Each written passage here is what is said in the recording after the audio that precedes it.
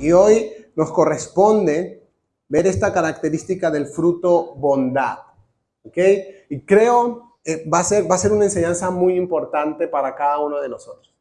Va a ser una enseñanza bien trascendental, porque hay algo que necesitamos no solo comprender en teoría, sino experimentar en nuestras vidas y de manera que se convierta en una convicción en nuestro corazón. Hay cosas, yo se los he explicado, hay cosas que creemos y hay cosas de las que estamos convencidos. Las cosas que creemos pueden cambiar y no somos capaces de dar la vida por eso, pero por las convicciones damos la vida. Entonces Dios anhela que hayan cosas en su palabra que se conviertan en convicciones en nuestro corazón. No solo una creencia, ¿sí? Porque cuando usted estaba pequeño creía en Santa Claus y espero que ya no esté creyendo en él, ¿verdad? Pero son creencias que van cambiando, son creencias, ¿sí? Pero la fe, la Biblia, la palabra de Dios que es eterna, está hecha para formar convicciones en nuestro corazón. Que aunque el mundo esté gritando todo lo contrario, nosotros estamos firmes en lo que el Señor habla. ¿Ok? Estamos en Gálatas 5, del 22 al 23, pero el fruto del Espíritu es amor, gozo, paz, paciencia, benignidad, bondad, fidelidad, mansedumbre, dominio propio. Contra tales cosas no hay ley. Yo creo que el llamado más importante de todos los creyentes es conocer a Dios y reflejar a Dios. Este es el llamado de cada creyente. Conocerlo, necesitamos conocerlo y luego reflejarlo. Por eso la Biblia dice que somos embajadores de Cristo, que representamos a Cristo en la tierra, que representamos el reino de Dios en donde estamos, y necesitamos conocer a Dios íntimamente y necesitamos reflejarlo intencionalmente. Necesitamos tener la conciencia de que es un llamado de parte de Dios para nuestra vida. Cuando hablamos de bondad, yo creo que algunos de nosotros puede ya tener algún concepto en su mente acerca de lo que es la bondad. La semana pasada hablamos de benignidad o amabilidad, ¿se acuerdan? Que es parte de la bondad, pero ya vamos a ver en la Biblia que es posible que seamos amables sin mostrar bondad. Por eso están las dos cosas ahí. Por eso están los dos elementos ahí, porque parece lo mismo, pero no es lo mismo. Vamos a ver, el término griego que se utilizó aquí es agapsos, que significa algo que es bueno en gran manera o que tiene la cualidad de bueno. Y el diccionario dice que la bondad es la cualidad de alguien de ser bueno. Se identifica con la característica propia de las buenas personas. Es una inclinación o tendencia natural a hacer el bien, ¿sí? Y no sé de quién está hablando el diccionario, pero bíblicamente no está hablando de nosotros. Bíblicamente no está hablando de ninguno de nosotros, porque la Biblia dice en Romanos 3, del 10 al 12, dice, como está escrito, no hay justo ni aún, no hay quien entienda, no hay quien busque a Dios. Todos se han desviado, a una se hicieron inútiles y no hay quien haga, no hay ni siquiera uno.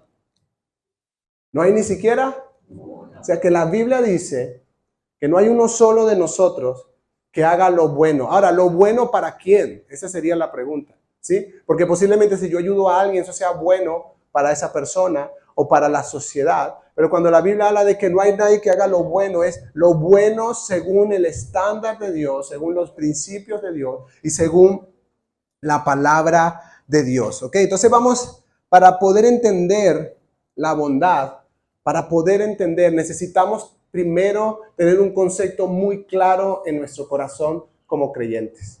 Y este es un concepto trascendental de todos los atributos que Dios puede tener. Este es el concepto que yo me atrevería a decir más trascendental para nuestra vida. Y es el punto número 1, que Dios es bueno. Dios es bueno. Miren, es un atributo de Dios. No estoy diciendo, ya lo vamos a ver en la Biblia, que Dios muestra bondad. No es solo que muestra bondad o que hace bondad, sino que Dios es por naturaleza bueno. Y miren, nosotros quizás no tenemos problemas con algunos atributos de Dios, nos parecen hasta chévere, nos parecen hasta asombrosos y aunque no los entendemos del todo, son fáciles de aceptar. Dios es omnipresente, está en todos lados al mismo tiempo y decimos, ok, yo creo eso, yo creo que Dios está conmigo, al mismo tiempo está con mis hermanos, al mismo tiempo está con los de la iglesia, al mismo tiempo está con los pastores, está con los que se congregan en Venezuela, en Miami, en México, en todo el mundo donde hay personas reunidas hoy para adorarle, Él está ahí. ¿Estamos de acuerdo con eso? Es un concepto que pudiéramos manejar, que pudiésemos aceptar y decir, ok, no lo entiendo del todo porque nuestra mente es finita, ¿verdad? ¿Cómo hace Dios para...? Pero puede. Cuando decimos es omnipotente, posiblemente no tengamos problemas con eso. Decimos, sí, Dios creó todo, es poderoso para hacer todas las cosas, es omnisciente. ¿Sí? Estos son atributos de la naturaleza de Dios. Eso es Él y son conceptos o cosas que podemos aceptar fácilmente. Pero cuando hablamos de que Dios es bueno, empezamos a tener problemas. Empezamos a tener problemas en nuestra mente porque inconscientemente o conscientemente, no lo sé, nuestro cerebro empieza a hacer preguntas, ya va. Pero si es bueno, ¿por qué pasa esto? Pero si Dios es bueno, ¿por qué permitió esto? Pero si Dios, y empezamos, y estas son las preguntas internas que la mayoría de nosotros nos hacemos, que la mayoría de nosotros tenemos. Y empezamos a tener conflicto con este concepto de que Dios es bueno. Por naturaleza, Dios es bueno. Dios es bueno y es justo al mismo tiempo en perfecto equilibrio. Su justicia no invalida su bondad y su bondad no invalida su justicia. Y ahí quedamos peor. Ahí quedamos peor porque decimos, ya, pero entonces no entiendo porque Dios es bueno, pero también es justo con todo. Dios es bueno, pero también hace cumplir su palabra y sus principios. ¿Ok? Miren, este concepto es tan importante que el enemigo de nuestras almas, lo primero que quiere convencerte es de que Dios no es tan bueno como dicen.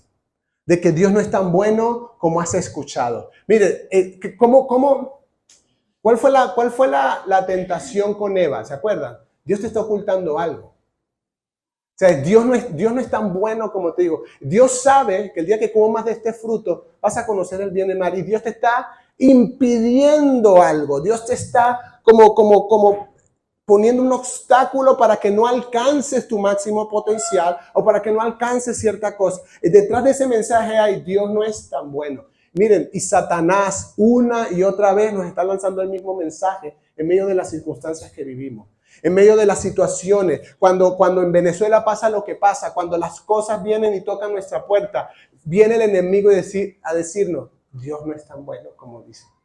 Y el enemigo quiere convencernos de que Dios no es bueno, de que nos está ocultando sus verdaderas intenciones, de que Dios realmente no quiere mostrarnos bondad y de que Dios realmente no está con nosotros. Nos quiere convencer de que realmente, posiblemente, Dios no tiene el control de todas las cosas.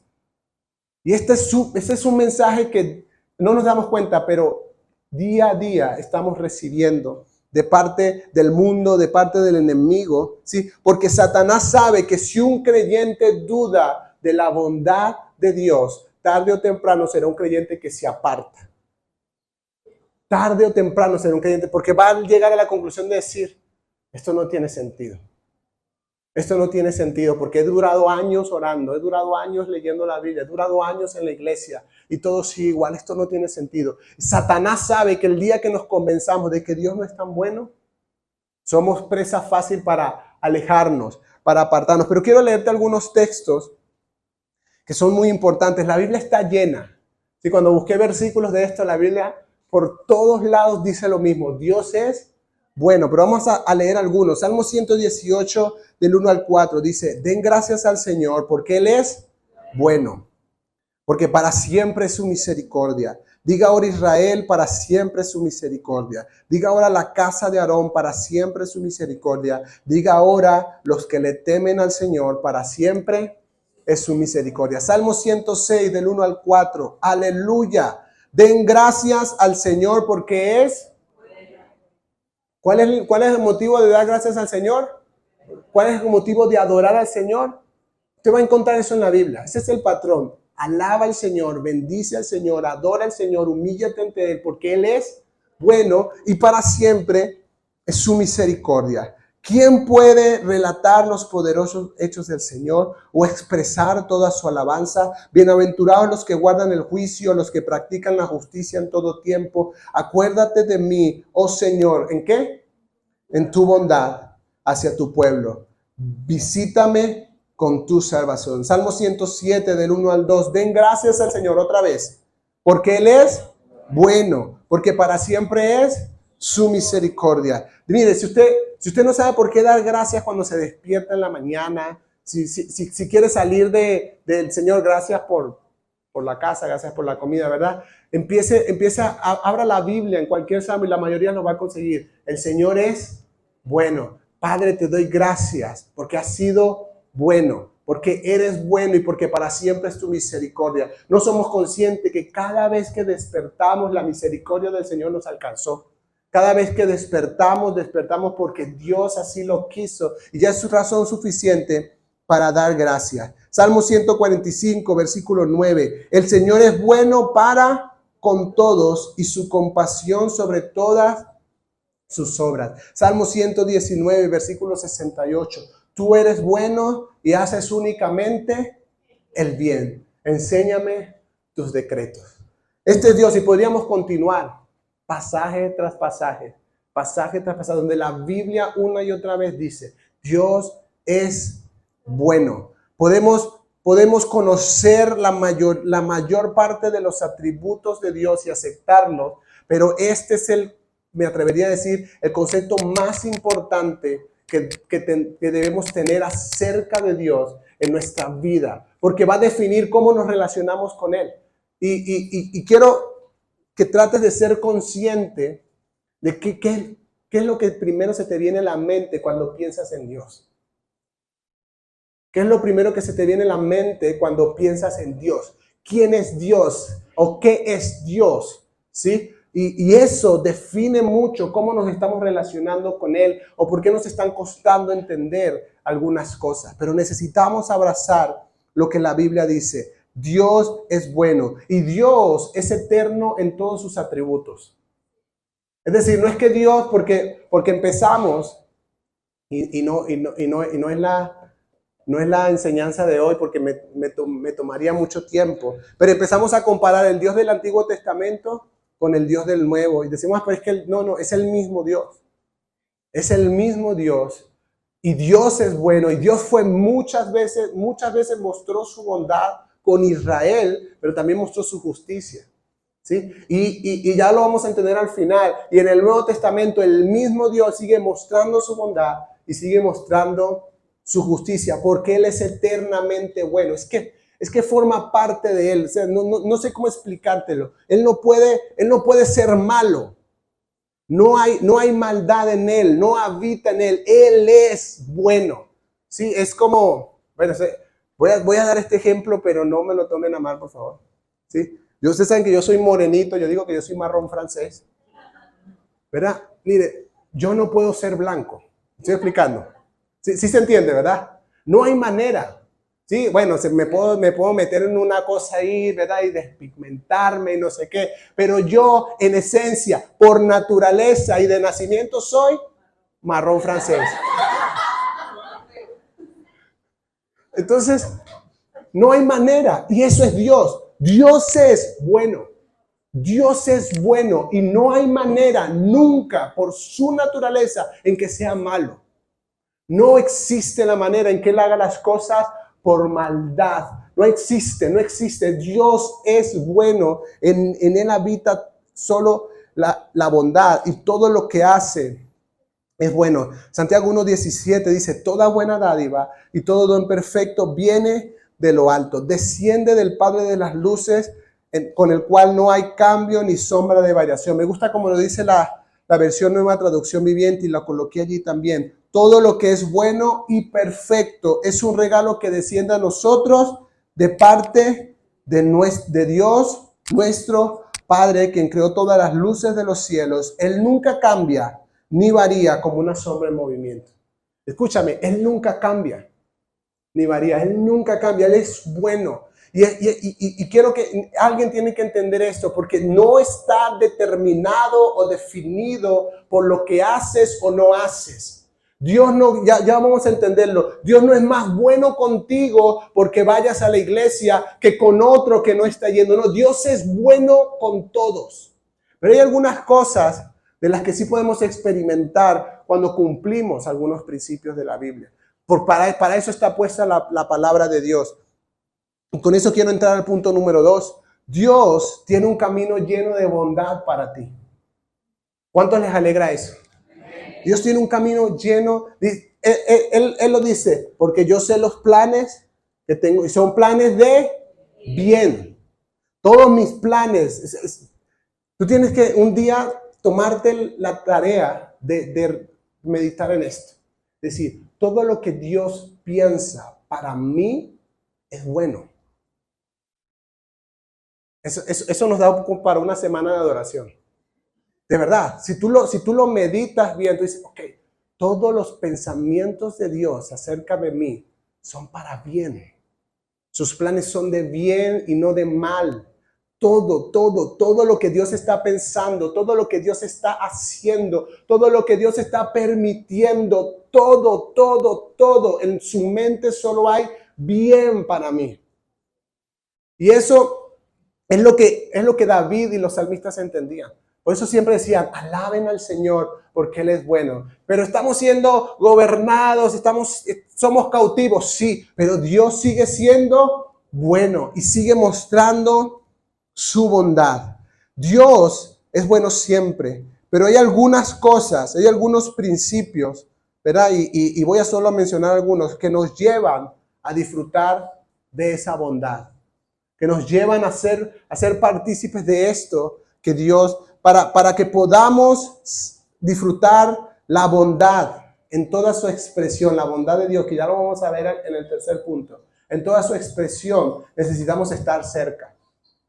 Necesitamos acercarnos a Dios. Mateo 5, 44 y 45 dice, pero yo les digo, amen a sus enemigos y oren por los que los persiguen, para que ustedes sean hijos de su Padre que está en los cielos, porque Él hace salir el sol sobre malos y buenos y llover sobre justos e injustos. Dios es bueno siempre. Dios es bueno siempre. Pero por ejemplo, solo por mencionar uno, si usted va a Josué capítulo 1, versículo 7 y 8, que es un pasaje bien conocido, usted se va a encontrar que Dios dice esto, solamente esfuérzate a Josué y sé muy valiente para cuidar de hacer conforme a toda la ley que mi siervo Moisés te mandó. ¿Qué tenía que hacer Josué? ¿Qué tenía que hacer? Cuidar de hacer conforme a la ley. Cuidar de obedecer los mandamientos de Dios. Cuidar de hacer lo que Dios establecía en su palabra. No te apartes de ella ni a diestra ni a siniestra para que seas prosperado en todas las cosas que emprendas. Nunca se apartará de tu boca este libro de la ley, sino que de día y de noche meditarás en él, para que guardes y hagas conforme a todo lo que en él está escrito, porque entonces harás prosperar tu camino y todo. Mire, Dios, y ya lo vamos a entender al Nuevo Testamento, pero Dios al pueblo de Israel, Deuteronomio 8, Deuteronomio 28, Deuteronomio 30, Dios al pueblo de Israel le dijo, he aquí pongo delante de ti la bendición y la maldición. Si escuchas mi voz y me obedeces, estas bendiciones estarán sobre ti. Mi favor estará sobre ti. Mi bondad te va a alcanzar, te va a abrazar, te va a rodear. Todo lo que hagas va a prosperar. Dice, serás bendito en el campo, serás bendito en tu casa, serás bendito en tus negocios. Pero si obedeces, si no obedeces, estas consecuencias vendrán sobre ti. Eso Israel lo tenía claro, y no solo lo tenía claro, lo vivió. Israel vivió estar rodeado de la bondad de Dios, pero también vivió vivir consecuencias de su desobediencia y de su pecado. Ahora, ¿Dios dejó de ser bueno con ellos? No. De hecho, si miramos rápidamente la historia de Israel y cómo Dios ha preservado a su pueblo hasta el día de hoy, Es una muestra de que Dios es bueno y fiel a las promesas que le hizo a Abraham. Porque este es un pueblo que hace rato tendría que haber sido destruido, porque además es pequeño, pero Dios ha guardado su palabra y sigue mostrando su bondad, y sigue mostrando su bondad de la manera en la que vamos a entender en este punto número 3. ¿Sí? Hay expresiones que son únicas de la bondad de Dios. Porque algunas personas llegan a decir, no, Dios es bueno con los demás, pero no conmigo. No, pastor, pero es que Dios sí hace con los demás, pero a mí no me ayuda. Esto cada vez es más difícil y llegamos a estas conclusiones, ¿sí? Porque pensamos que la bondad de Dios se expresa en cosas materiales únicamente o físicas, o que la bondad de Dios es que yo no me enferme, o que la bondad de Dios es que yo no pierda el trabajo, ¿sí? Y comparamos y empezamos a ver la vida de otro y decimos, a otros sí les está yendo bien, a mí no me está yendo tan bien. Y empezamos a decir, Dios está siendo bueno con los demás, conmigo no. Pero miren, la bondad de Dios, y lo escribí así, es algo que nunca alcanzaremos a comprender, pero que sí podemos creer y experimentar. No vamos a alcanzar a comprenderla, pero sí podemos creer y experimentar que Dios es bueno. Dios es bueno. Salmo 34:8. Prueben y vean que el Señor es bueno. Miren, la expresión literal de prueben es esta. Cuando el término que se utiliza es literalmente el término que se utiliza de morder una fruta, de probar. Y esto es lo que el salmista dice, hey, prueben y vean que Dios es bueno. Pero para eso necesitamos entender que ya Dios hoy sobre tu vida, no sé si vienes hoy por primera vez o si ya tienes tiempo viniendo, si tienes tiempo yendo a otras iglesias, lo que sea, pero si hoy estás aquí sentado, Dios ha mostrado ya desde hace mucho tiempo su bondad para tu vida y quizás no te has dado cuenta, ¿sí? Una de las expresiones de la bondad de Dios que todos aquí hemos recibido es su misericordia. El salmista decía, mejor es tu misericordia que la vida. Todos los que estamos aquí hemos recibido misericordia de parte de Dios. Todos los que estamos aquí hemos despertado por la misericordia de Dios. Dios ha tenido cordialidad con nuestra miseria, que es lo que significa la palabra misericordia. Dios ha tenido favor en nuestra maldad con nosotros. Dios ha tenido misericordia de cada uno de nosotros. Y es algo que nuevamente, es algo que Dios tiene, no solamente para un momento en nuestra vida, sino que en su bondad quiere que disfrutemos constantemente. Hebreos 4, del 15 al 16 dice, porque no tenemos un sumo sacerdote que no pueda compadecerse de nuestras flaquezas, sino uno que ha sido tentado en todo como nosotros, pero sin pecado. Por tanto, acerquémonos con confianza al trono de la gracia para que recibamos ¿qué?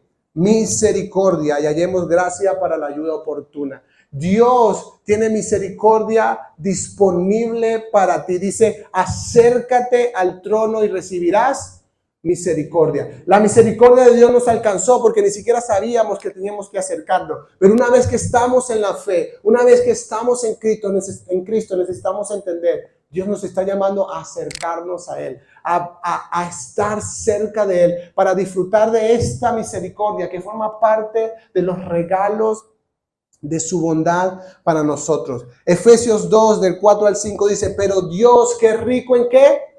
Misericordia. Imagínense, Dios es rico en misericordia, dice, por causa del gran amor con que nos amó, aun cuando estábamos muertos en nuestros delitos, nos dio vida juntamente con Cristo. Por gracia ustedes han sido salvados. Escúcheme algo, no existe un solo ser humano en la tierra, no ha nacido todavía que se merezca la misericordia de Dios. Él la da porque es producto de su bondad para nosotros. Pero no es porque la merecemos. Ninguno de nosotros merecemos que Dios tenga misericordia de nosotros. Ninguno de nosotros merecemos que Dios nos haya mirado en algún momento y que alguien nos haya predicado el evangelio. Ninguno de nosotros merecíamos ni siquiera que Dios nos tomara en cuenta. Pero aún así Dios en su bondad lo ha hecho. Y por eso la mayoría de nosotros estamos aquí. Y otros tantos miles de creyentes reunidos. Porque la misericordia de Dios nos alcanzó. Su misericordia nos muestra su bondad. Dios es misericordioso con cada uno de nosotros, pero también es justo al mismo tiempo y de manera perfecta. Porque su misericordia no quiere decir que Él pase por alto ciertas cosas. Una segunda expresión de la bondad de Dios que todos hemos recibido es su gracia. La gracia de Dios es una muestra de su bondad y una y otra vez el evangelio nos lleva a lo mismo. Dios, diga conmigo Dios, decidió justificarnos. Y esto suena como fácil. Miren, vamos a poner un ejemplo aquí sencillo.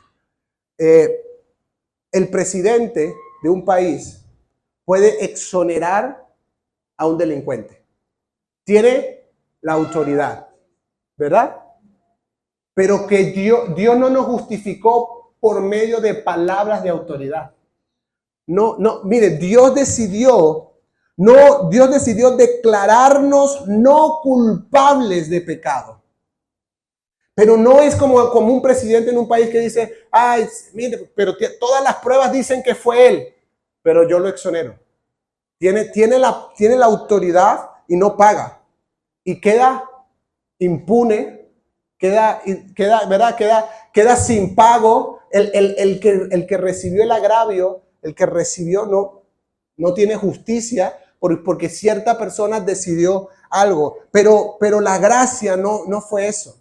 Para Dios, cuando Dios decidió justificarnos, quitar la barrera que nos impedía acercarnos a Él y declararnos no culpable, alguien tenía que pagar el precio por los pecados, porque Dios mismo, que otra vez no cambia, no invalida su ley, no invalida su palabra. Dios no está cambiando de idea todos los días, no hay variación. Dios hace años dijo, el que peca irremisiblemente debe morir. Punto. Eso es lo que la ley dice. El que peca irremisiblemente, no hay de otra, lo merece es la muerte. La paga del pecado es la muerte. Así que cuando Dios nos quiso extender su gracia, dijo, alguien tiene que pagar. Porque si no, Dios sería injusto. Dijo, yo declaré que para que exista la justicia, si hay pecado, debe haber muerte. Y Dios decidió darnos a su Hijo. Entonces somos justificados por medio del sacrificio de alguien. Por medio del sacrificio. No son palabras solamente. Es un acto de su gracia y de su bondad demostrado. Dijo, quiero que Josué sea libre de condenación. Pero alguien tiene que pagar por sus pecados. Voy a enviar a Cristo para que Cristo pague. Hay uno que pagó por el pecado porque mire, en ninguna parte de la Biblia usted va a encontrar que Dios pasa por alto el pecado, o que Dios lo ignora, o que Dios lo permite. Ninguna de las tres. Entonces no podía pasar por Dios. Escúcheme, cuando hablamos de que fuimos alcanzados con su gracia, no es que Dios pasó por alto tu pecado. No, alguien pagó por eso. No es que Dios ignoró tu pecado, no lo ignoró, sino que lo limpió con la sangre de su Hijo. Son dos cosas diferentes. No, ya Dios se olvidó. No, nunca se olvidó. Sino que uno pagó para que tú fueses justificado. Para que cuando tú y yo nos acerquemos al trono de Dios, cuando tú y yo ya no estemos aquí y nos presentemos delante de Dios, dice la Biblia que se abrirá el libro de nuestras obras. Y ahí mire. Bueno, no sé usted, pero pero se abrirá otro libro, el libro de la vida. Y los que estén inscritos en ese libro son declarados justos delante de Dios. Eso es la gracia.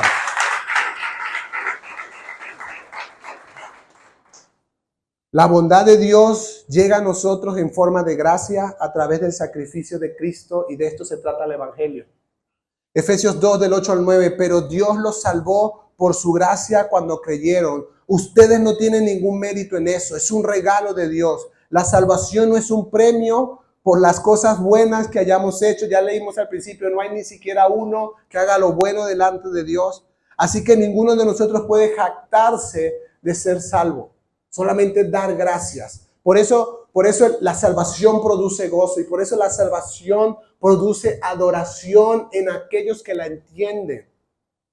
Dice, yo no merecía esto, Señor, pero tu gracia me alcanzó. Segunda de Timoteo 1:9, pues Dios nos salvó y nos llamó para vivir una vida santa. No lo hizo porque lo mereciéramos, sino porque ese era su plan desde antes del comienzo del tiempo. ¿Para qué? Para mostrarnos su gracia por medio de Cristo Jesús. Su gracia es una expresión única de su bondad para nosotros, de su bondad para el mundo, de cuán bueno es Dios, que nos ha dado la oportunidad de pasar nuestra eternidad cerca de Él. Y por último, la última expresión de su amor de su bondad es el amor que Dios nos ha demostrado por medio de Cristo, ¿sí? Y amor es una palabra, ¿verdad? Una palabra ¿cuántas letras tiene esa palabra? ¿Cuántas? Sí. Y bueno, la representamos así, ¿verdad? Con un corazoncito, que aunque el corazón no es así, pero usted sabe, ¿no? Todo es publicidad, todo es marketing, así se ve más bonito, ¿sí? En la Biblia, la palabra amor también tiene 4 letras, pero se escribe diferente. Pónmela, por favor. Se escribe cruz. La expresión más grande de la bondad de Dios se llama cruz. La expresión más grande para la humanidad de cuán bueno es nuestro Dios se llama cruz. Ahí está todo.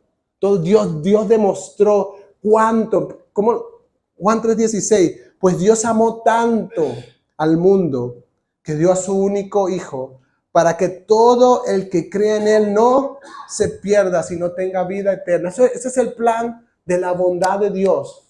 Y tú y yo disfrutamos de eso hoy porque su misericordia nos alcanzó, porque su gracia nos alcanzó, porque su amor nos alcanzó. Así que no vuelvas a decir que Dios no ha sido bueno contigo. Dios ha sido bueno si ha tenido misericordia de ti. Dios ha sido bueno si te ha alcanzado con su gracia. Dios ha sido bueno porque una y otra vez nos ha demostrado su amor. Y aunque las cosas no estén andando como nosotros queremos, Dios es bueno siempre. Dios es bueno siempre, pero al mismo tiempo es justo. Por eso quiero seguir leyendo. Dice, Dios amó tanto a su Hijo. Y si este versículo se quedara ahí, podemos decir, para que todo el que crea no se pierda. Esto es amor, esto es bondad, esto es gracia, esto es misericordia. Ninguno lo merecía, pero Dios decidió que su Hijo pagara por el pecado de todos. Dios decidió, porque sigue diciendo su palabra y sigue diciendo sus principios. El que peca debe morir, pero hubo uno que murió por el pecado de todos. Eso es gracia, eso es amor, eso es misericordia.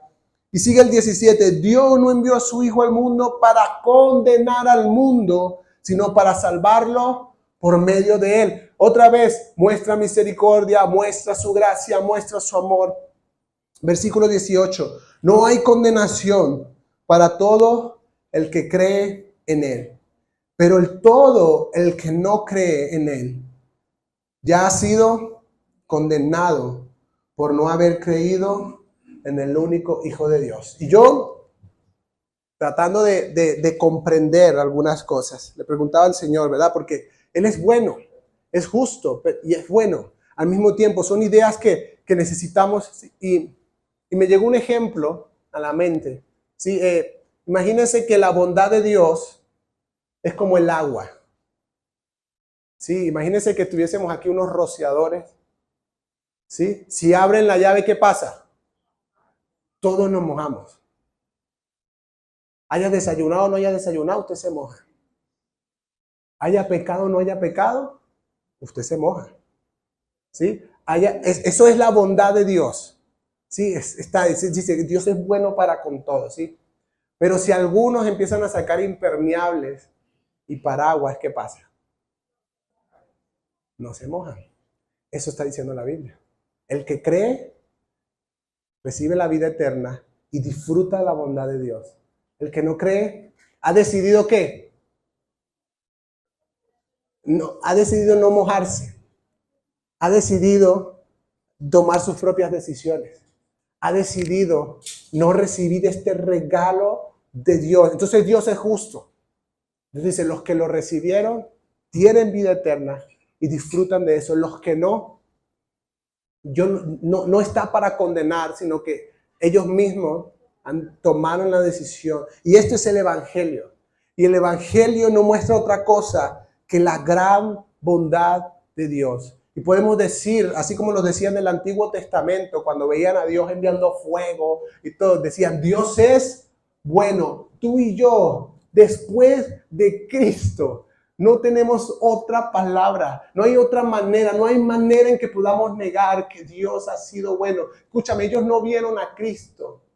Ellos no vieron lo que Dios, algunos ya lo habían profetizado y solo tenían la palabra profética que Dios había dado. Sabían que eso en algún momento iba a pasar, pero no lo habían visto y no lo habían experimentado. Pero hoy nosotros, los que estamos en este tiempo, podemos disfrutar de este gran regalo y de esta gran muestra de bondad que Dios ha tenido con nosotros.